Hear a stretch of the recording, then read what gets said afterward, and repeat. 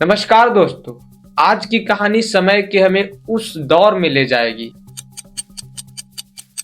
जब पृथ्वी पर कंक्रीट के जंगल नहीं बल्कि घने जंगल और खतरनाक जंगल हुआ करता था, और जब इंसान का अस्तित्व तकनीक पर नहीं बल्कि उसकी वृत्ति और साहस पर निर्भर थी। क्योंकि यह कहानी है हमारे पूर्वजों की, जिन्हें हम आदि मानव कहते हैं। यह सफर शुरू होता है आज से 60 से 70 लाख साल पहले अफ्रीका के घने जंगलों और विशाल घास के मैदानों से, जहां बानर प्रजाति के कुछ जीवों ने पेड़ों से उतरकर जमीन पर रहने की फैसला किया। और यह इतिहास का सबसे क्रांतिकारी बदलाव था, क्योंकि इन जीवों ने 4 पैरों के बजाय 2 पैरों पर चलना शुरू किया, जिसे बाइपेडलिज्म कहा जाता है।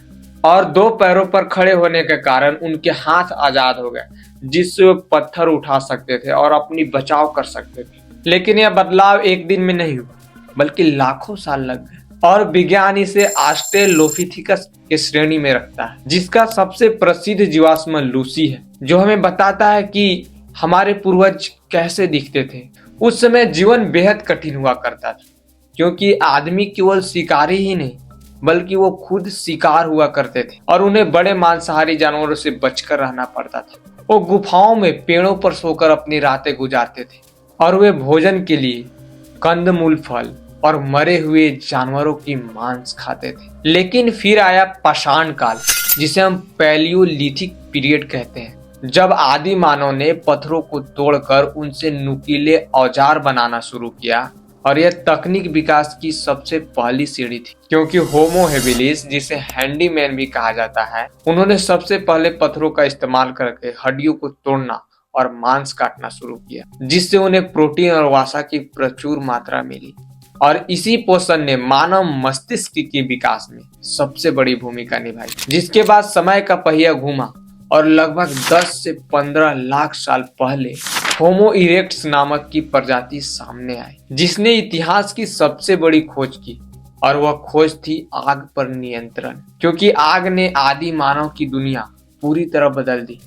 उन्हें ठंड से बचाया, अंधेरे में रोशनी दिया, और सबसे महत्वपूर्ण बात यह है कि आग ने उन्हें जंगली जानवरों से सुरक्षा प्रदान किया और भोजन पकाकर खाना सिखाया, जिसे खाने के बाद पचाना आसान था, जिससे शरीर की ऊर्जा पाचन के बजाय दिमाग के विकसित में होने लगा। और यहीं से इंसान को सोचने और समझने की क्षमता में तेजी से वृद्धि हुई। इसके बाद आदि मानव ने अफ्रीका से बाहर निकलना शुरू किया, और वे यूरोप और एशिया के जंगलों में फैल गए, जहां उनका सामना अलग अलग जलवायु और वातावरण से हुआ।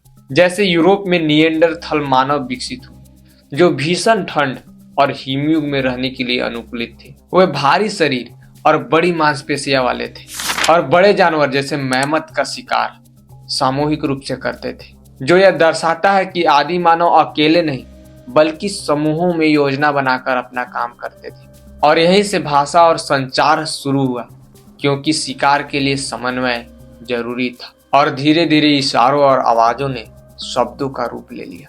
इसी दौरान आज से लगभग 30 लाख साल पहले होमो सेपियंस यानी आधुनिक मानव का उदय हुआ, जो हम और आप हैं, जिनकी सोचने की क्षमता और भी बारीक है। और उन्होंने केवल जीने के लिए ही नहीं बल्कि अभिव्यक्त करने के लिए भी काम किया, जिसका प्रमाण हमें भारत का भीमबेटका और फ्रांस का लास्कस गुफाओं में मिलता है। यहाँ हजारों साल पुरानी रोक और पेंटिंग मौजूद है, जो बताती है कि आदि मानव कला प्रेमी थे।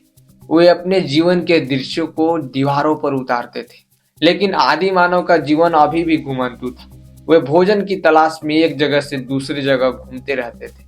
परंतु आज से लगभग 10 से 12 हजार साल पहले एक बहुत बड़ी क्रांति हुई, जिसे हम नवपाषाण क्रांति या नियोलिथिक रिवॉल्यूशन भी कहते हैं। और यह वह समय था जब पिछला युग समाप्त हो रहा था और जलवायु गर्म हो रही थी, जिससे आदि मानव ने देखा कि बीज जमीन पर गिरने से नए पौधे उग रहे थे। और इस निरीक्षण ने खेती यानी कृषि को जन्म दिया। और खेती की शुरुआत ने इंसान को भटकना बंद करवा दिया, क्योंकि फसल की देखभाल के लिए उन्हें एक जगह टिकना पड़ा।